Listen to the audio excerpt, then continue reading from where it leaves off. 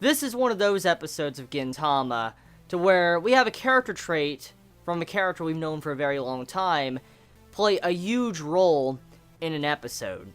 So Kondo, as we know, he's always had this gorilla trait added to his character since the beginning of the series, and he's always had this stalker trait as well.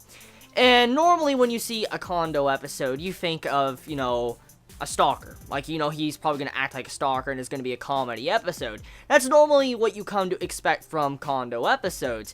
But when you sit down and watch this episode, you're in for a ride, because it's quite the delight watching this episode and seeing Kondo in a different light than normal.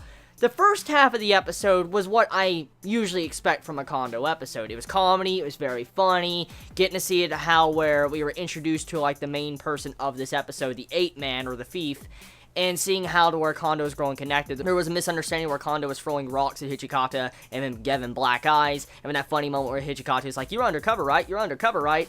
That was a great moment. Very funny comedy, and I laughed my ass off. But then, after we're done with the first half of the episode, we get into the real serious moments that drive the episode and what really hit home for me. Seeing how this episode was done, it gives me a whole new perspective of Kondo, and it allows me to appreciate him and enjoy him so much more. Seeing him how he was in the past, for instance, how he was a child and what he did for his sensei of attacking these loan sharks and trying to get the deed to the temple back while saving the children. It was a great moment. It was a great scene in this episode, and seeing what Kondo was like as a kid instead of what we see now of him being like a crazy gorilla. But then it wasn't just that. The way the gorilla trait was used, or the ape trait was used in this episode, it was ingenious by the writer, because we come to find out what type of school Kondo went to. He went to this school that kind of was an ape school. Like, it had to where they worshiped this ape god like Asaru, and seeing how the sensei eventually turned to being a thief, and he was throwing out bananas and paying the temple in his spare time. Nobody knew he was giving the money, but he was doing that with his own hard work, or stealing. It was a great way to show kind of where Kondo came from. But then, what really got me was seeing how the ending scene of the episode was done when the sensei was passing away in front of Kondo.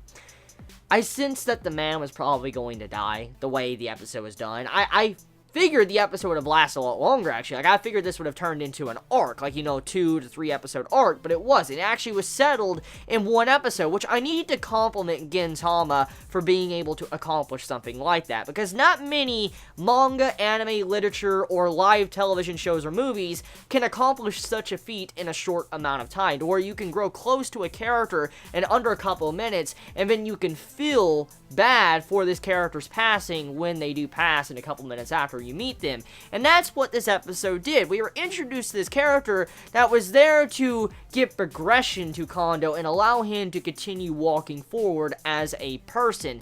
And that is what we got. So let's look at the scene of the passing of the sensei. So the sensei, after he was beat and he was on death's door, he lays back in the back alleyway and he has blood, coming down his face. His eyes are closed, he says he can't really see, and then Kondo, he's supposed to arrest his sensei, because his sensei was stealing. Even though his sensei is a good person, he was still stealing, so it was a crime. So Kondo goes to him, and the sensei's like, "I want you to handcuff me. I want you to handcuff me, and because I deserve it, even though, you're a good person, and, maybe what I was doing wasn't really a bad thing, I still was stealing, and it was wrong, morally wrong."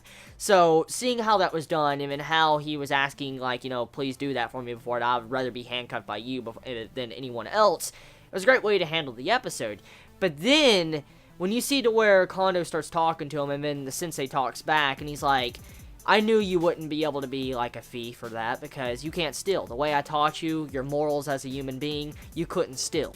And to see the way that was done, it goes to show you more insight to Kondo's character, what type of person he is, and how this sensei was such a huge role in Kondo's life of how he is today.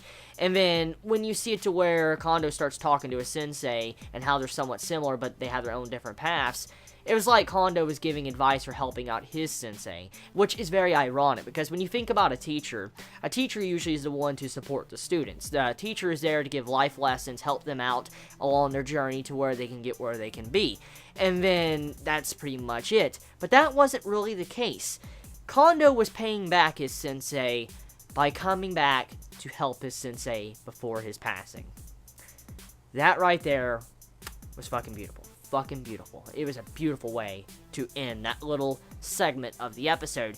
And then the best way to end off the episode was seeing how the ending song was done. When you have it where Hijikata, he looks off to the sunset and he sees in the sky and it looks like he's looking at brighter days. Like, the way I took that ending of the episode when the song started playing and you see Hijikata look out, I took it as if Hijikata, Kondo, and everybody else were looking at brighter days, like looking towards the future for happier times. And then as soon as that scene was done, which was beautiful, we go into the ending song with the visuals, and we see this dark, gruesome ending song that shows you what we could probably expect from the future. So the way they set up the atmosphere of that, it was like the animators were saying, like, they want happier days, happier times, but that's not gonna happen. That's kind of how the ending song was to me when I watched this episode, because we go from this happy-go-lucky moment to that ending song, you're like, holy shit, the impact of that.